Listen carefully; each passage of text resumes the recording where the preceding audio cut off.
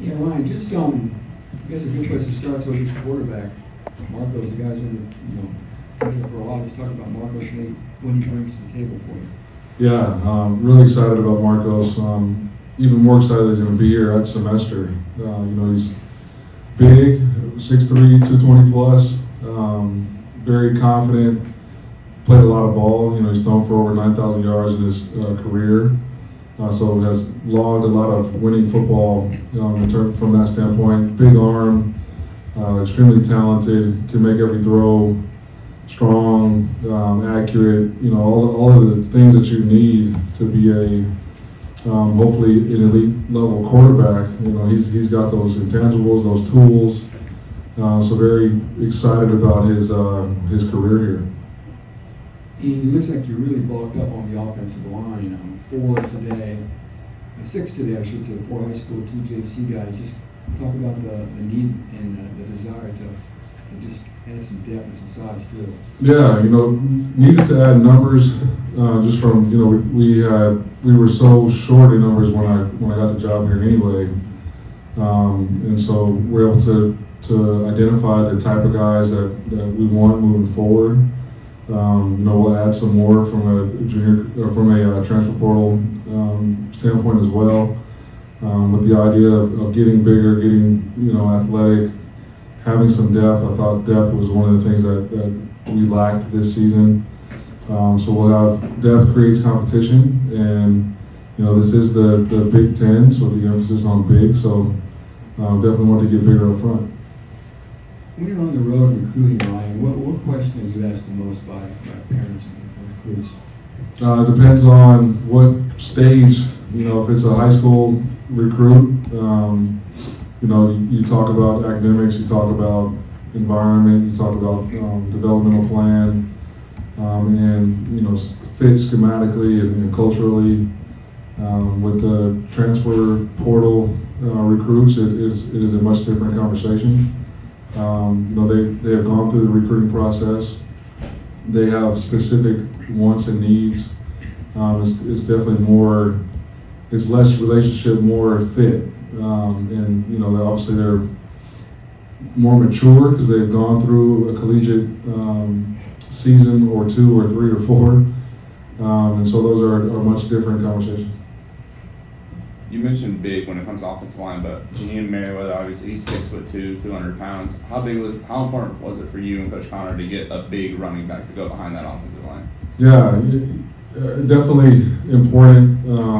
What's interesting about his recruitment and sort of his evaluation when I first got here and we were going through the list of running backs that Coach Connor had put together, he was the one I was like, man, I want him. Like, let's go get him. You talk about size, talk about speed, talk about versatility. He's great out of the backfield as a receiver as well. Super versatile. And so kudos to Coach LC for taking the directive, like, hey, I want to go get that guy, and sure enough, we were able to sign him. Just an infectious kid too, personality-wise. He's ultra confident. So he's another guy that'll be here at semester, and so I'm thrilled to have him, being featured in the backfield moving forward, and I think he'll fit in great here in West Lafayette. Jaheim camped in June, and then if you go back to the same type of camp period, Spencer Porath obviously came and kicked for Coach Petrelli and during the beginning of June. What does it say about Spencer that he came and kicked for a scholarship, and also just what do you like about bringing in a kicker like him? Yeah, what I like. So I've been around some pretty good kickers just in my collegiate career, both as a player and a coach. When I was a player at Colorado, we had Mason Crosby, who was one of the best kickers in the country when he was coming out. Was with Jake Elliott at Memphis, who's still kicking for the Eagles. And the things that those guys had in common, they were good athletes and competitors, just as people. And Spencer is definitely fits that mold. He plays basketball. He's not your typical kicker per se. He would during winter workouts he would fit in from a mat drill standpoint. You know what I mean? So he's got some competitiveness to him. He's got a chip on his shoulder. So anytime you can bring a guy like that who's not just a kicker, he's an athlete, that definitely bodes well for high pressure situations. When the game's on the line, he's going to be wanting to go out there and wanting to be put in those high pressure situations. Ryan, about a year ago this time, you had the job for about 6 days. Yeah. Where are you personally, and where's the program compared to this point last year? Just much more prepared, much more educated on what our needs are. If you look back to 6 days ago, a year ago this time, we were in a completely different stage. We had some high school guys that were committed, that were trying to keep committed. And we had no idea what the roster looked like and what our needs were from a transfer portal standpoint. So you look at a year removed, we've identified what holes we need to fill. We have identified, who we can count on to play winning football in this conference that was currently on our roster. And we've been able to evaluate and recruit guys to come help us win a championship. And so you look at where we'll be January 8th when school starts. We'll have a couple scholarships left just in case moving forward, where a lot of our guys a year ago came in the summertime. So I think chemistry will be better, competition will be better. In spring ball, we'll probably be able to have a spring game because we'll have the numbers to do so. Coupled with the stadium being finished. So I'm definitely excited for this spring semester and getting those guys here, inundated within the culture, acclimated to the rigors of Purdue academically, adjusting to the environment of West Lafayette, and getting to know each other and spending time with each other. So it is night and day comparatively from where we are right now to where we were a year ago. Ryan, Donovan Hamilton was one of the late additions to the class. Just you talk about the process of recruiting him, getting him on campus, and getting him to commit so fast, and then what you guys saw in him. Yeah, was aware of Donovan a year ago. His background, he had been a basketball guy, and still is. Like he plays really well. He's a hooper. But you look at his tape from his junior year to his senior year, it was a big jump. And so what that tells me is he's got a high work ethic and he knows what he wants to do, and he knew what his limitations were. And so you watch his senior film, like there's no wonder that he got the accolades he did after the season he had. And so I'm looking at his tape at the end of the year, and looking at some of the other guys that we were recruiting and that might have even been committed. And I'm like, man, this kid's right in our backyard, and he's one of the best in the class. And so, we're looking at a transfer portal for a bigger wideout target, and I'm like, this kid in 3 years we would be dying to have. And so, why are we waiting? Why are we, thinking about whether or not to bring him to our campus and having him in our locker room? And so we decided to offer him a scholarship. Brought him up to campus on an official visit, so he got a glimpse of who we are, what we're about, how he fits. So it was an easy, organic, transition from being recruited to having like a real relationship, and comes from a great family. So I'm excited that he'll be here. He'll be here in the summertime because, like I said, he's hooping. So, as everything's kind of changed in football recruiting here the last couple of years, how do you view high school recruiting in terms of the overall picture of program building these days? It's still huge. I mean, we got 23 guys that are committed right now from the high school ranks. So, if you look back to before transfer portal, before the craziness that is now, you were allowed at 25, right? So we're too short of that. And so what that tells you is high school football still matters. High school recruiting still matters. I do want this to be a developmental program. I knew that the first two cycles were going to have to be, transfer portal laden, just with the lack of numbers we had. And but hopefully moving forward, you get to develop guys and have them in your program for 3 to 5 years, to create culture, to create standard, and and create, have retention within those ranks.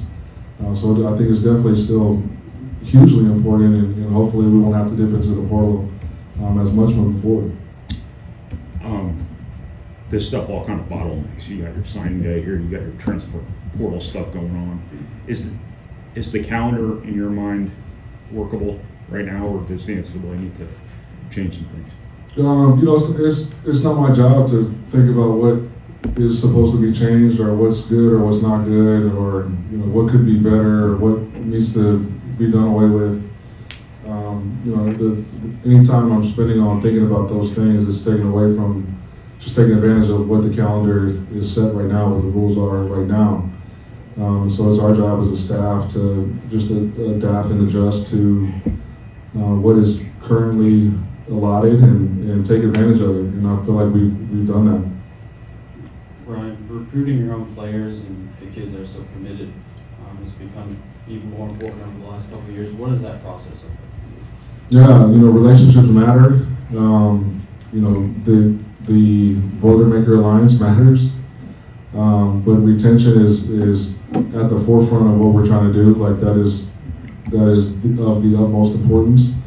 Right now there's like one guy that I'm like, damn, excuse my language, but I'm like, man, I wish we'd still have him.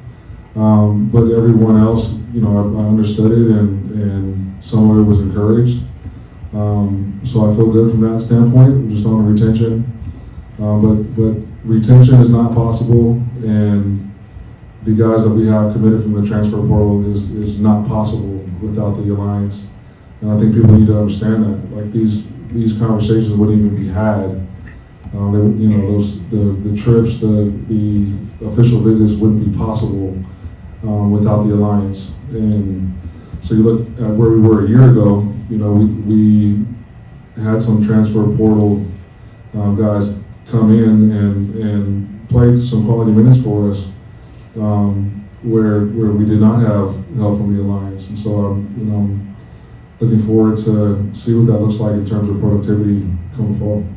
I think Brandon O'Brien maybe had the most success for you guys on the recruiting trail. Just what have you seen from him in his first year in an on-field role and the recruiting role? Yeah, just his relentless pursuit of gaining relationships. He is not shy about having uncomfortable conversations, and for lack of a better word, like bugging people. You know what I mean? Like he is relentless that way. He's genuine and authentic, and what you see is what you get with OB, and he's the same guy every day. So I think recruits appreciate that consistency. And he's an intelligent individual that cares about this profession for the right reasons. So I think people just gravitate toward that genuine authenticity.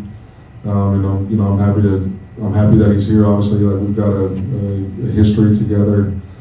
It's been fun for me to just watch his growth in his career. Ryan, how often are you asked about NIL in the league? I think every coach in the country will tell you, like the amount of times you're not asked about it are like shocking. You're like, oh, like you don't care about NIL.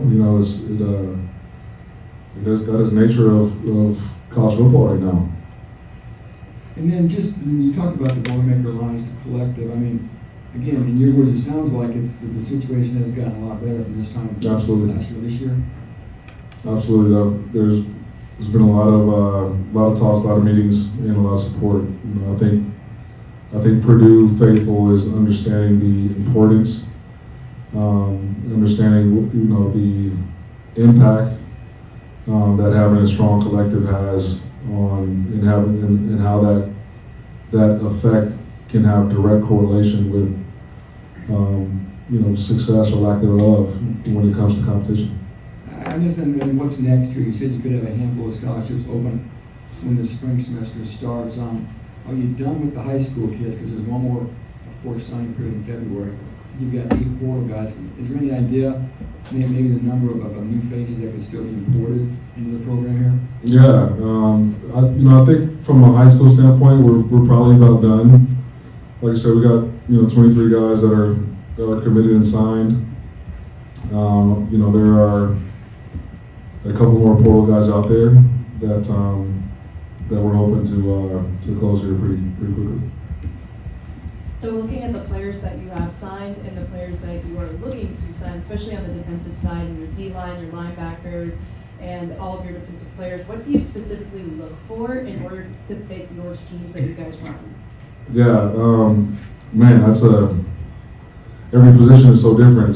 So this could be a long answer, but from a defensive line standpoint, you got to have length and be able to win one-on-one matchups. The way we're structured from a front standpoint sort of creates one-on-one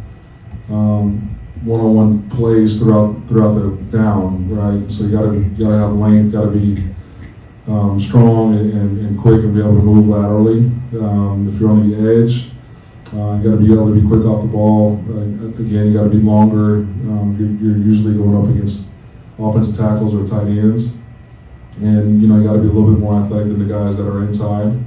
At linebacker, you gotta be smart. Communication is key. You got to be able to get downhill. Like I said, because of the blocks that you're getting up front that are creating one-on-one matchups, usually your gap is exposed, and so you can get downhill, and you need to get downhill. So being shy or shying away from contact is a no-go. So you got to be tough.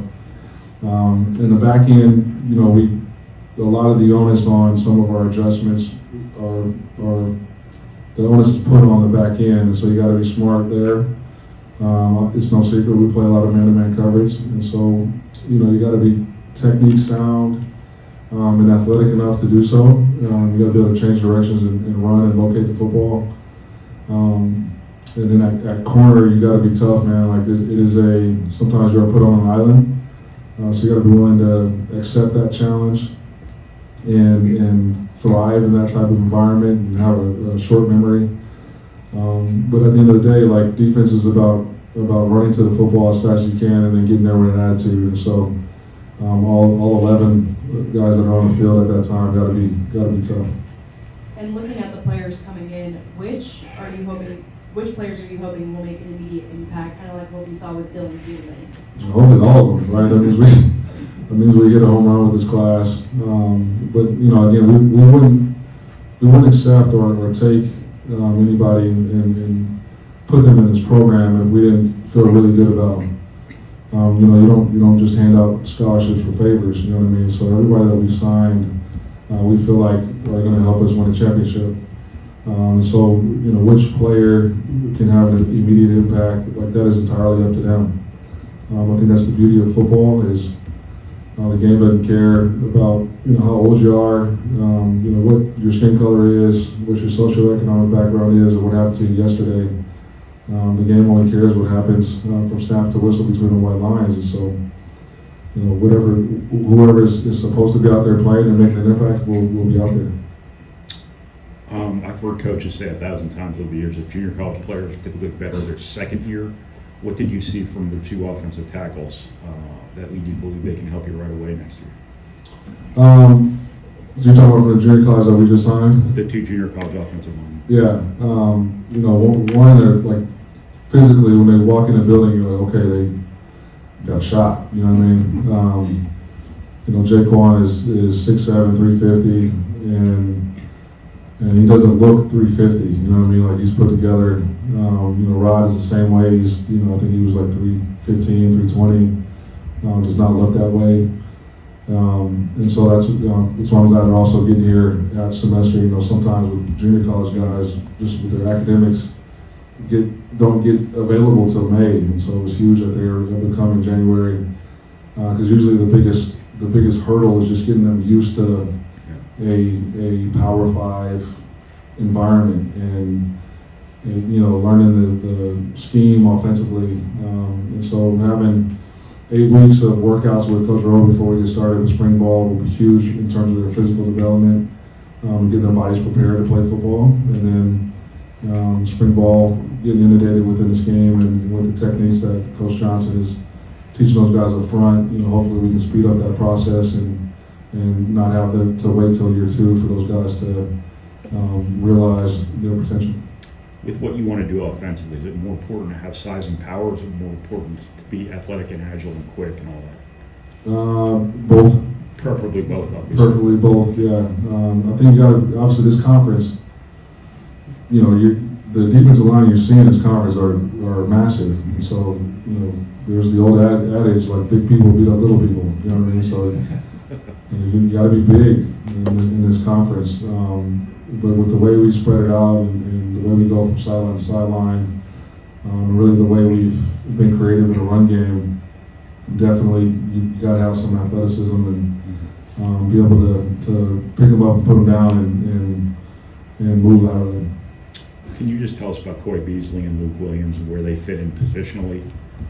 We'll see when they get here. You know, I told them that in the recruiting process. Like, I'd be lying to you if I knew exactly what position they'll be playing and exactly, you know, what their skill set and strong suits are. You know, I haven't worked with them yet. I've seen them play. I've seen them in the positions that they're currently in high school. But until I actually get to work with them and try them in multiple positions, you know, I'd be lying to you if I knew exactly where they would fit. What do you need to see from defensive backs when they get here to sort out the safeties and the corners? Just movement skills.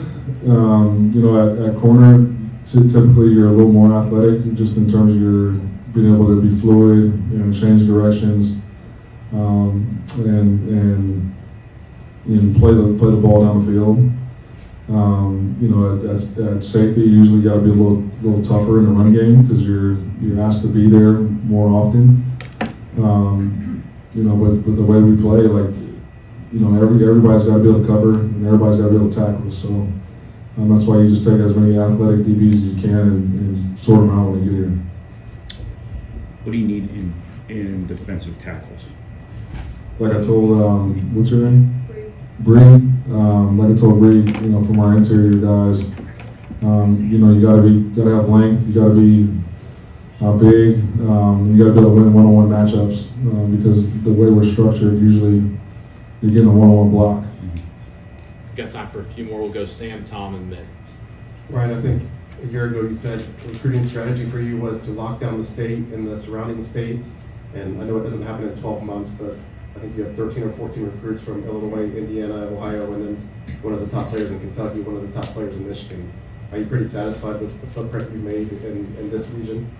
You know, I'm satisfied in our targeted areas, but I don't think I'll ever be satisfied with, you know, where we're at, right? Like, I like where we're at year one, but, you know, yeah, the moment I'm satisfied, I gotta get out of here. You know what I mean? You guys won't see me at the podium anymore.